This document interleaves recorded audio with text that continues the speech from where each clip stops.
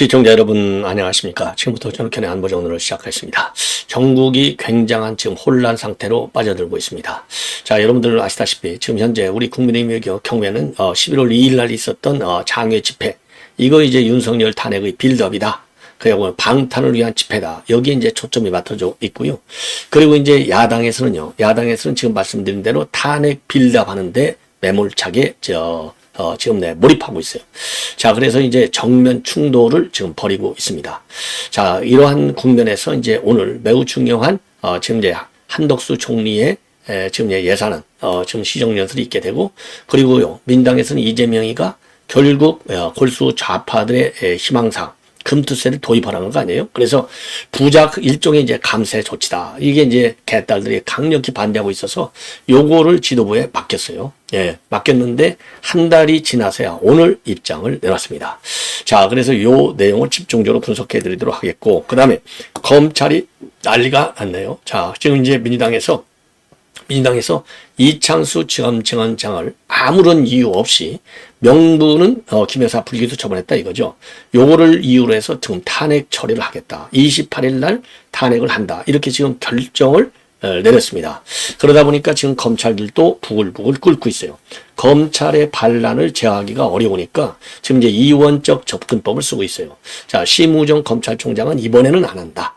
완전히 포기했다기보다도 이번에는 안 한다. 이런 지금 작전으로 세우고 있고, 대신에 이창수를 지금 탄핵을 처리한다는 겁니다. 왜? 이창수 중앙지검에서 지금 어마어마한 사건들을 다 다뤄왔지 않습니까? 자, 그래서 요거 지금 이제 사법투쟁을 하고 있는 거예요. 딱 이 빨갱이식 사법투쟁에 나선 거나 마찬가지다. 그런 점에서 매우 우려스럽다. 이런 점을 말씀을 드리고요. 문화일보에 이제 박성민 정치 컨설팅, 이 컨설턴트죠. 이 박성민 칼럼이 있는데 지금 이 상황에서 우리가 한번 지금 곱씹어 봐야 될 것이 아닌가. 자, 그래서 한동훈이는 대통령을 압박하는 것을 좀 포기하라. 그리고 윤 대통령은 뭐라 그럴까요? 조금 거리두기를 좀 해야 될 필요가 있다. 이런 취지의 칼럼을 쓰고 있는데요. 이 칼럼을 자세하게 한번 말씀을 드리도록 하겠습니다. 왜냐면은요, 지금 조중동의 경우에도 윤 대통령의 지금 이 압박으로서 여론을 갖다 끌어들이고 있어요. 그래서 이제 잘 아시겠지만 조선일보의 경우에는요, 일종의 반윤적 시각을 가진 사람들을 집중적으로 인터뷰해서 보도를 하고 있습니다. 자, 이게 이제 민심의 상당 부분이기도 물론 해요. 왜? 어쨌든 여론조사를 신뢰할 수 없지만은 여론조사에 나오는 거 보면은 윤 대통령을 압박하는 그런, 즉 부정적 여론이 굉장히 확산되고 있는 거 아니겠습니까? 여기에 대해서 윤 대통령은 돌을 맞더라도 그냥 간다. 여기에서 그냥 간다는 것은 윤 대통령이 최고 지금 역정된 것은 4대 개혁에 있어요. 그러니까 윤 대통령은요, 제일 어려운 숙제를 풀어갖고 여론을 좀 돌아오게 만들려고 하는 것이고, 하는 거거든요. 여기에 이제 왜냐, 역대 어느 정부도 4대 개혁 중에 하나도 제대로 한 게 없어요. 근데 윤 대통령은 이거를 동시에 지금 걸고 있거든요. 이거에 대해서 지금 민당에서 반발하다 보니까 여론이 돌아선 거죠. 그래서 여론에 구애받지 않겠다는 겁니다. 이 4대 지금 이 악이 씨앗이 역대 정부에서 내려온 게 대통령들이 여론에만 너무 의지하다 보니까 요거 개혁한 거 아니냐. 그래서 돌을 맞더라도 4대 개혁은 그대로 고한다. 이게 이제 여론, 우리 국민들의 인식하고 대통령의 정책 취지, 의지, 목표하고 상당한 괴리가 있는 거예요. 그러니까 여론이 이거를 따라와 주지 않는데 대통령은 4대 개혁을 고하고 가고, 그러다 보니까 이 괴리 현상이 심해져서 요 심해진 괴리 현상을 가지고 한동훈이 이거 봐라. 이거 여권의 공멸 위기가 온다. 예, 그렇게 되면은 내가 야당이 주장하는 탄핵에 동조하지 않을 수 없다. 요렇게 지금 쐐기를 받고 있는, 공격의 칼을 지금 겨누고 있는 상황이 되겠습니다. 자, 그러면은요, 지금 우선요, 이재명과 관련해서는 3가지가 되겠네요. 우선요, 금투세. 야, 음흉한, 아주 교활한 인간이에요. 아니, 금투세를 도입하지 못하면, 금투세가 뭐예요? 세금이잖아요. 세금은 뭡니까? 경제거든요. 그러면 이거를 경제적인 측면에서 풀면서 금투세 도입은 이러이러한 점에서 지금 도입하기가 어렵다. 그러면 경제 논리의 가장 한 복판에는 뭐가 있어야 되느냐? 주식시장의 안정성을 해야 할 가능성이 있다. 더군다나 대한민국의 주식시장은 지금 전 세계적인 그런 주식시장의 특성을 볼 때, 대한민국의 경제 규모라든가 여러 가지를 볼 때는 주식시장이 굉장히 지금 저평가되어 있다. 그리고 거기에 개미가 1,500만 정도 된다. 그래서 금투세 도입은 1,500만 개미들한테 영향을 주기 때문에 이게 그 민주당에서 이게 2020년도에 도입하기로 문재인이가 결정한 거 아니겠습니까? 그래서 그 당시 상황과 지금 상황이 판이할 뿐만 아니라 근데 솔직하죠. 이럴 때 이제 이재명은 솔직해질 필요가 있어요. 내가 이 개미들 지지 없이 내가 어떻게 대권을 잡느냐?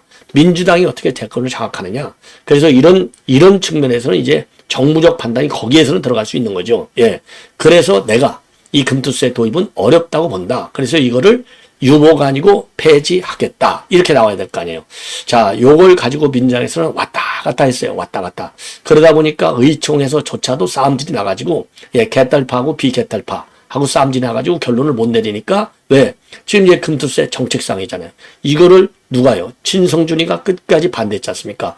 금투세는 그대로 고하고 가야 돼. 이게 진성준이의 입장이거든요. 왜? 진성준은 대권 후보가 아니잖아요. 개딸들만 눈에 보이잖아요. 그러니까 이제 고하고 가야 돼. 안 그러면 진성 좌파들이 등을 돌리게 되는 거야. 이 논리였었고, 지금 이제 이재명이는, 그러니까 바라보는 면이 달라요. 진성준이는 개딸들만 바라보면서 강해. 이렇게 입장을 내놨고, 이재명이는 대선을 바라보고, 대선에서는 중도층을 바라봐야 되잖아요. 개딸들은 어차피 이재명 있잖아요. 내 편에 다 들어와 있는 거예요. 이탈이 안 된다고 이재명이는 보는 겁니다. 그래서 이거 개미들 1,500만, 1,300만이 떠나면 나는 앞길이 없어. 이러니까 이거는 유예하자. 일부 보완도 하지만 보완 시행보다는 아예 좀 시기를 늦추자. 유예. 이렇게 왔거든요. 근데 정부 여당에서는 일찌감치 이거는 안 돼. 그게 문재인이가 잘못 도입한 거야. 딱 폐기 조치하기로 결정을 내렸고 한동훈이도 폐기하기로 내렸어요. 그런데 여기에 지금 반응을 떠보는 입장이 나온 겁니다. 정성우라는 인간이 중간에 그랬잖아요. 이 금투세 내가 보기에는 유예시키면은 혼란이 더 커. 요거는 아예 폐지시키는 게 나아. 이게 이제 한 2, 3주 전에 나왔어요. 저도 그 입장을 갖다가 여러분께 말씀을 드린 바 있어요. 이게 정성우가 말하자면 여론의 풍향과 여론 조정 역할을 맡긴 거예요. 그리고 지금 반응을 떠본 겁니다. 이재명은 어차피 폐지 쪽으로 이제 다시 돌아섰으니까. 자, 그러니까 유예. 제일 처음에는 폐지로 갔다가, 개딸들 반발 심하니까, 조건부 유예로 갔다가, 그럼에도 불구하고 이게 대선 패에 도움이 안 돼. 그러니까 폐지. 이재명은 왔다 가다가 정성으로 내세워서 분위기를 파악해보니까 이거 가면 아니 되는 길이야. 그래서 이제 폐지로 오늘에서야 내놨어요. 근데 오늘 폐지하면서도 뭘 비판하고 있느냐? 김건희 여사의 주가 조작을 비판하고 있어요. 아니, 김건희 여사가 법률적으로 주가 조작 혐의가 없다. 불기소 처분이 끝난 거예요. 레드팀까지 구성해서 중앙지검에서 철저하게 법리 판단해가지고 이게 없다. 첫째로는요, 시세 조정할 여건도 없었고, 시세 조정할 의사도 없었고, 그 다음에는 능력도 없었다. 자, 그런 다양한 또 증거를 전부 제시한 바 있어요. 예, 대서까지는. 그래서 불기소 처분 레드팀까지 구성했는데 이 금투세를 이제 폐지해야 된다. 이 주장의 하나로 이런 주가 조작 세력들이 있는데 여기다가 금투세 도입하면 되겠어? 불공정한 거지. 이런 논리를 도입하고 있어요. 야, 이게 그러니까 기승전 무조건적 김건희 여사의 악마여만 나서고 있는 상황이다. 자, 그리고 그 다음에 이제 또 하나는 뭐냐? 여기에 또 전쟁을 얘기하고 있어요. 전쟁 위기. 지금 이제 우크라이나 사태 북한 파병하는 거 윤석열 정부가 비판하고 있잖아요. 윤석열 정부만 비판합니까? 전 세계가 비판하고 있는 거예요. 왜? 이 우크라이나 전쟁의 성격은 근본적으로 러시아의 침략 전쟁이거든요. 러시아 침략 전쟁은 유엔 헌정에 반하는 이게 그 무력 침략 행위, 규탄을 받아야 돼. 그래서 우리가 반격 차원에서 우크라이나가 전쟁하고 있고 이런 반격 전쟁을 그러니까 방어 전쟁에 우리가 동참을 하고 있는 거예요. 우리는 동참이라기보다도 간접적으로 무기 지원을 방어용 무기의 중심이 돼서 지원하고 있는데 요거를 우리가 전쟁 위기를 조장한다고 가짜 뉴스를 만들어내면서 여기에 코리아 디스카운트를 갖다가 거기에 뒤집어 씌우는 거예요. 그 코리아 디스카운트가 윤석열 대통령이 만들어내는 겁니까? 역대 어느 정부든 이 한반도의 지정학적 위치 때문에 주식시장의 이 디스카운트는 전례적으로 내려온 거예요. 이거는 윤석열 대통령의 어떤 정책, 우크라이나 이런 그 지원 때문에 하고는 전혀 관계가 없다. 태생이 지정학적 영향을 많이 받는다. 그래서 디스카운트. 그러니까 코리아 디스카운트의 원인은요. 북한으로부터 오는 아주 전례적인, 관행적인, 현실적인, 역사적으로 이런 성격을 가지고 있는 것이지 윤 대통령의 우크라이나 정책하고는 전혀 관계가 없어요. 근데 이 두 가지, 하나는 우크라이나 파병을 여기에다 빗대서 비판하고 있고, 하나는 김건희 여사의 법률적으로 무죄가 죄가 하나도 안 된다. 이 불송치 결정한 거 혐의 없음 된 거를 갖다가 어거지로 붙이는 이 이재명이. 그러니까 엊그제 이런 지금 어거지 주장으로 내부 반발을 제어하려고 하는 요 이재명의 꼼수. 이러니 우리가 이재명을 비판하지 않을 수 없는 이유가 되는 겁니다. 자, 그래서 이제 결국은 이제 이 판이, 그러니까 제가 보기에 11월 2일 규탄은 대회를 간다는 게 일찍이 규정이 결정이 되어 있지 않습니까? 그러니까 12월 2일 날 규탄 대회가 끝나고 나서 이 기승전 탄핵 빌드업을 충분히 한 다음에 그야말로 정부 투쟁의 수위가 최고 수위로 끌어올렸을 때 이 금투세를 폐지한다. 그러면은 개딸들에 미치는 영향도 작을 거 아니에요. 왜? 모두가 이 기승전 탄핵, 기승전 하야 이걸로 집중돼 있으니까 여론의 포인트가 금투세에 집중되지가 않는다 이 말이에요. 그래서 타이밍적으로는 이런 기회를 노렸다. 얼마나 교활하고 교묘하고 음흉한 인간이냐 이렇게 판단하지 않을 수 없는 대목이 되겠습니다.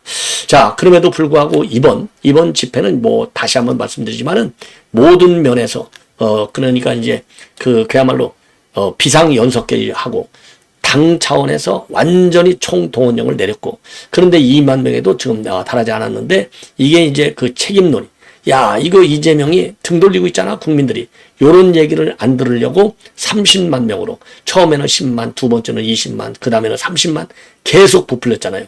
부풀린 것 자체가 망신스러운 거예요. 요것만 보더라도 이재명의 성격은 거짓말 세력, 가짜 세력, 조작 세력, 요것이 드러난 것이고, 그리고 그 집회 현장에서도 이제 당연히 이재명이는 구속하라 이런 또 지금 험악한, 이재명 입장에서는 험악한 거죠. 이재명이 당연히 구속해야죠. 모든 방송에서 다 구속해야 된다고 얘기하잖아요.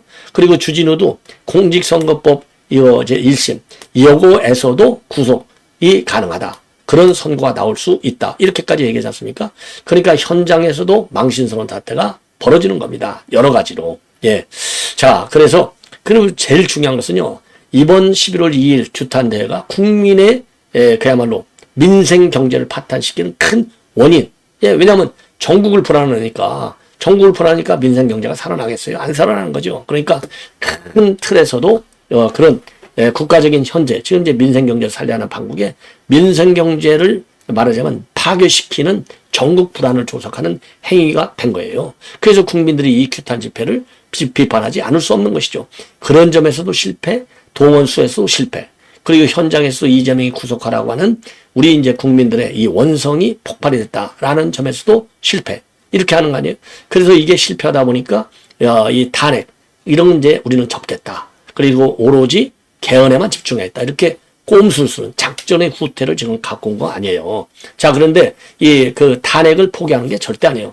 포기하는 척 한다고 하고 있다는 거. 그래서 탄핵은 지금 이 조국은요, 탄핵 소추안을 지금 곧 발표한다. 이렇게 지금 공식적으로 반복해서 밝히고 있어요. 그래서 여기에 이제 느닷없이 아까 이제 금투세 폐지 문제를 가지고 주가 조작과 우크라이나 북한 파병을 우리가 비판한 거 이런 것까지 원용을 해서 코리아 디스카운트 요걸로 비판하고 있잖아요. 그런 것처럼 어느 한순간에 지금 이제 제야에서 그리고 이제 군소 정당들이 주장하는 탄핵 열차에 이재명이는 언제든지 올라탈 수 있다. 이런 점을 여러분께 강조해서 말씀드리고 싶고, 그 다음에 오늘 이제 한덕수 총리가 대독한 시정연설은요, 정부 출범 2년 반 동안에 하루도 마음 편한 날이 없었다. 그리고 이제 핵심은요, 4대 개혁은 끝까지 고수해 나가겠다. 이렇게 입장을 밝혔습니다. 자, 그리고요, 이제 문재인 정부에 비해서 그야말로 그 당시에 이제 어려웠던 이 경기가 지금 다시 이제 살아나고 있다. 그렇지만은 이런 거시경제의 개선이 그야말로 안방 구석까지 아직은 도달하지 않고 있기 때문에 요 도달을 위해서 최선의 노력을 다하고 있다. 그래서 지금 이제 경제가 살아나는 건 사실이지만 민생 회복 속도는 조금은 미치는 것이 사실이다. 이렇게 입장을 밝혔고, 4대 개혁은 그야말로 지속 가능한 미래를 열기 위해서 반드시 해 나가겠다. 그리고 저출생 고령화라고 하는 미중위의 도전, 요거 반드시 성공적으로 추진해 나가겠다. 이런 입장을 내놨고요. 그리고 북한의 러시아 파병, 요것을 우리 안보 위협이다. 그래서 이 대북 핵 억지력을 계속해서 강화해 나가겠다라고 밝혔습니다. 그래서 굳건한 한미동맹과 긴밀한 한미일 삼각협력을 바탕으로 해서 글로벌 중추 국가 비전을 실현해 나가겠다라고 하는 국정 운영 계획을 발표를 했습니다. 여러분들께서도요, 이 한덕수 총리의 요 오늘 연설 대독 내용 한번 정밀하게 분석할 필요가 있고요. 저도 별도로 차후에 지금 분석을 해서 여러분께 전해드리도록 하겠습니다. 그 다음에는요, 지금 검찰이 지금 난리가 났습니다. 왜냐? 지금 검찰은 말이죠, 지금 이제 느닷없이 그야말로 지금 이창수 중앙지검장을 탄핵하겠다. 그래서 28일 날 본회의에 올리기로 최종적으로 결정을 했습니다. 자, 이게 도대체 말이나 되는 겁니까? 이 얘기는요, 지금 이미 3명이 지금 결혼 상태 있잖아요. 여기에다가 탄핵을 걸어놔? 그럼 이게 이제 무한정 계속되잖아요. 그러니까 중앙지검장 공석 사태를 계속 더 가지고 이재명과 문재인, 김정숙 이런 인간들에 대한 검찰의 수사 속도를 갖다가 최대한도 지연시키겠다. 그래서 검찰의 수사권, 사실상은요, 검찰을 형량하는, 그러니까 이제 민주당에서는 지금 뭡니까? 이 검찰을 갖다가 중수청하고 그 다음에 이제 기소청으로 둘로 나누겠다는 거 아니에요? 그래서 검찰을 깨겠다는 거 아니겠습니까? 검찰을 사실상 깨기 위한 사전 조치 중에 하나가 바로 이창수 지검장의 탄핵이다. 그래서 여기에 대해서 검찰 여러분들께서요, 강하게 일어나야 됩니다. 왜 28일 날 탄핵을 하겠다는데 지금부터 바람을 잡겠습니까? 반응을 보겠다는 거거든요. 여론을 보겠다는 얘기가 되는 겁니다. 그렇기 때문에 우리가 여론을, 우리 이제 심우정 총장 탄핵을 못하는 것도 심우정 총장이 가지고 있는 어떤 법조계 안팎의 그런 신망, 신뢰 때문에 못한다는 거 아니겠어요? 그게 제일 큰 원인인 것처럼 역풍 이제는 검사의 반란, 문재인 때 검사 여러분들 반란 잘했잖아요. 반 추미애 반란, 반 문재인 반란. 이제는요, 초점을 이재명 쪽으로 옮겨서 반 이재명 반란에 검찰 여러분들이 여러분의 손으로 검찰을 지켜라. 그래야만이 우리 자유우파 국민들도 여러분을 성원하고 지지할 것이 아니냐. 그래서 대대적으로요, 검찰 내부방을 통해서 절대로 윤석열 정부 5년 안에 못 물어뜯으니까 겁먹지 마시고 이 사기꾼들, 범죄꾼들 요것들에 맞서 싸우기를 제가 강력히 호소를 합니다.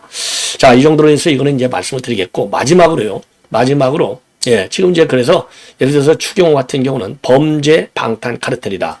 반드시 심판을 받아야 된다. 이런 집회와 관련해서. 그리고 이제 박찬대는 기승전 윤석열 대통령 하야 탄핵이라고 그랬잖아요.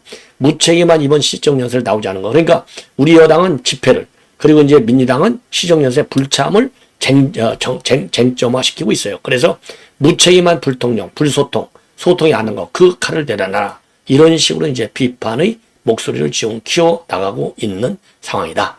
자, 이렇게 이제 말씀을 드리고, 그리고 조국은요, 17개의 탄핵 사유를 정리 중에 있고, 그리고 민당도 동참할 것이다. 이런 입장을 내놓고 있습니다. 자, 마지막으로, 자, 이제 박성민 컨설턴트의 문화일보 정례 칼럼 중에 하나인데요. 유난 갈등의 해법을 제시하고 있는데 1인자, 여권에서 1, 2인자가 지금 갈등 국면에 있는데 이게 전면적하면 모두 패배를 하게 되어 있다. 그래서 윤석열 대통령 인적 쇄신으로 국정기조와 태도를 전환하라. 그리고 한동훈이는 성급한 차별화를 접고 보수 통합에 집중해라. 이러한 결론적 칼럼을 싣고 있습니다. 자, 그래서요, 지금 저 둘이서 이제 이렇게 지금 마치 이제 핵전쟁으로 가는 것처럼 서로가 지금 전면적으로 치닫고 있는데 그렇게 가면 결국은 상호 확증 파괴로 가는 거 아니냐, 서로가. 그러면 여권 전체의 공멸로 간다. 그래서 윤 대통령의 전력이 압도적이라 하더라도 한동훈이는 이기지는 못해도 같이 죽을 수 있다라고 하는 비례 억지 전략으로 맞설 수 있다. 따라서 승자가 없는 게임에서 전면전이 일어나는 것은 바람직하지도 않고 효율적이지도 않다. 이런 지금 입장을 내놓고 있습니다. 자, 그래서요. 그래서 이거를 갖다가 이제 특히 지금 여러분들은 잘 아시다시피요. 그레이엄 앨리슨이 얘기하고 있는 투키디데스의 함정. 요걸로 이런 투키디데스의 함정으로 불리는 전쟁과 비교하고 있습니다. 그래서 강대국 간 패권 경쟁으로 전쟁이 이어지는 이유는 바로 뭐냐? 자국의 이익과 과도한 공포, 자존심 때문에 강대국 간에도 이 패권 전쟁이 일어나는데 이때 아니면 기회가 없다라고 하는 신흥 세력의 초조감도 중요한 전쟁의 원인이 된다는 겁니다. 그래서 이 바로 한동훈의 성급한 차별화, 이게 이제 신흥국에 해당되는 거죠. 이 초조감. 이때 그러니까 윤 대통령의 지지율이 떨어질 때 윤 대통령을 때려야 돼. 이런 기회 이제는 안 와. 이런 성급한 차별화가 바로 이 투키제스의 함정과 같은 전쟁 상태로 빠지는 것이라는 겁니다. 그래서 이 박성민 컨설턴트가요, 지난 9월 5일자 쓴 칼럼을 여기서 인용하고 있어요.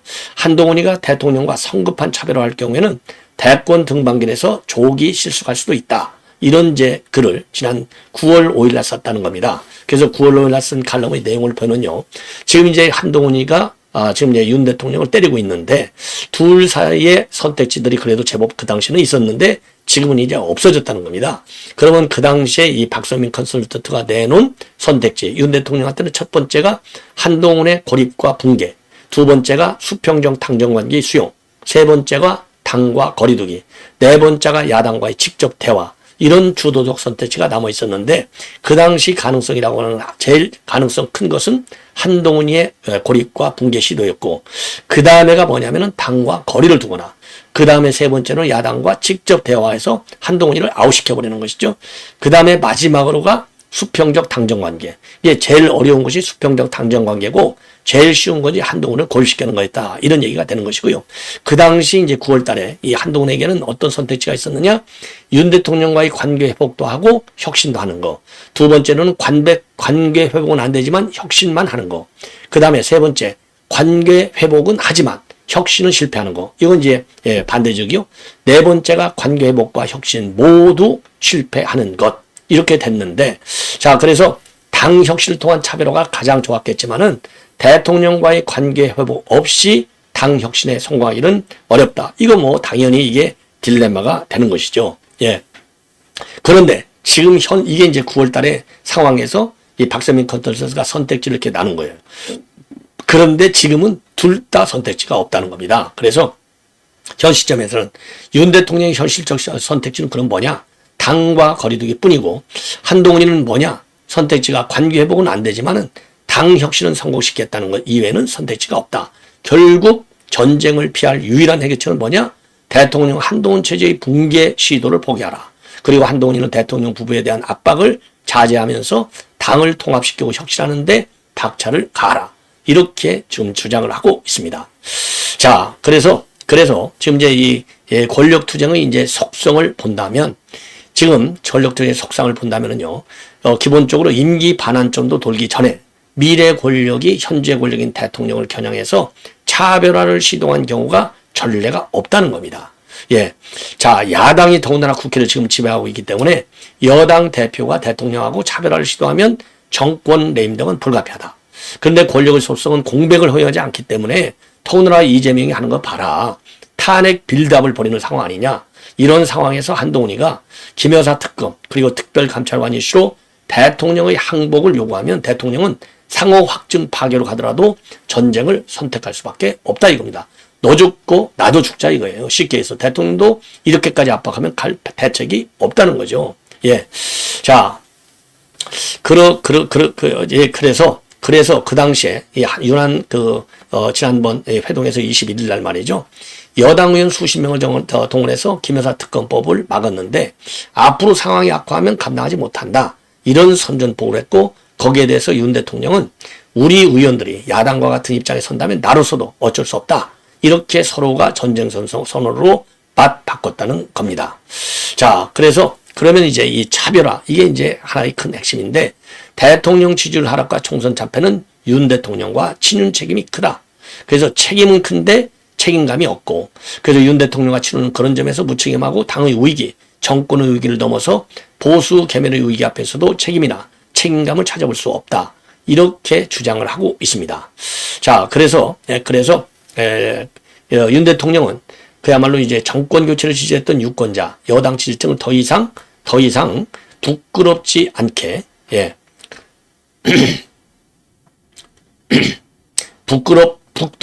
더 이상 부끄럽게 만들면 안 된다는 책임감을 가져라. 이렇게 얘기하고, 그래서 현재 정부 위기의 책임은 덜 하다 해도, 위기 극복을 위한 책임감의 요구는 한동훈 대표가 윤 대통령보다도 더 크게 받는다는 겁니다. 여기에서 한동훈의 윤 대통령 차별화 불가피성이 생긴다는 거예요. 그런데 문제는 뭐냐? 차별화라고 하는 것은 대통령 임기 1년 정도 남은 시점에 대통령이 차별화 공간을 허용하는 방식으로 국정조율의 30% 이상이 유지된다는 조건이 있어야만 성공할 수 있는데, 그런데 지금은 셋 다 아니다는 겁니다. 그래서 이 한동훈이는 지금 이 특별감찰관 김여사 특검, 최장병 특검 이런 걸 가지고 대통령을 압박하지만은 여당 대표가 야당 공세에 동조했을 때 지지층이 배신자로 규정하고 등을 돌렸던 역사적 교훈을 떠올려야 한다는 거예요. 그래서 한동훈이 취할 가장 좋은 선택지는 전략 순위를 차별화보다는 당의 혁신 그리고 보수 통합 우선으로 이동하는 게 맞다. 대통령과의 차변화는 어느 정도 이미 성공했다. 그래서 지금은 부족한 세력으로 무리하게 전선을 덮일 때가 아니라 중립지대에 있는 의원들을 갖다가 우군으로 만들 때이다. 그래서 윤 대통령과 한동훈의 관계를 선택지에 따라서 비교해보면 최선은 뭐냐? 수평적 단정관계를 이루는 거. 차선은 대통령은 당 장악을 포기하고 한 대표는 대통령을 압박하지 않는 것. 세 번째, 차악은 지금처럼 서로를 위협하며 대치하는 것. 네 번째, 최악은 친한이 야당과 손잡고 특검이든 특별관찰이든 통과시키는 것인데 수평적 당정관계 가능성은 지금은 제로. 네 번째 최악의 경우에는 이거는 보수 개멸. 세 번째 차악인 서로를 위협하며 대처하는 것은 윤 대통령과 한 대표 공멸이기 때문에 남은 선택지는 뭐밖에 없느냐? 대통령은 당 장악을 포기하고 한 대표는 대통령을 압박하지 않는 것으로 될 수밖에 없다. 그래서 윤 대통령은 임기 반환점을 맞아서 인적 쇄신, 국정기조, 태도, 메시지 전환을 선언하고 김여사 이슈를 정리해야 한다. 요게 이제 오늘 나온 지금 한동훈의 요구사항이 상당 부분 지금 이 박성민 컨설턴트의 주장과 맞아떨어져요. 그리고 한동훈이는 차별화라는 공세는 공멸이라는 사실을 인식하고 보수 통합과 혁신에 집중해라. 확전이냐 자제냐 선택의 시간이 다가오고 있다. 지금은 확전 쪽으로 가는 것 같습니다. 그래서 우려스럽다. 그래서 이게 지금 이제 이 박성민 컨설턴트의 요 칼럼이 말이죠. 10월 29일자 칼럼입니다. 그래서 제가 보니까 오늘 한동훈이가 내놓은 메시지, 지금 이제 박성민 컨설턴트의 이 해법 중에 한 부분을 지금 따르고 있어요. 그런 점에서 한번 의미해 볼 필요가 있지 않나. 상당히 객관적인 칼럼이다. 이렇게 판단해서 여러분들께 소개를 해 드렸습니다. 자, 이건 문화일보에 나와 있는 정례 칼럼 중에 하나입니다. 시청자 여러분, 이것으로 본 방송을 마치겠습니다. 대단히 고맙습니다.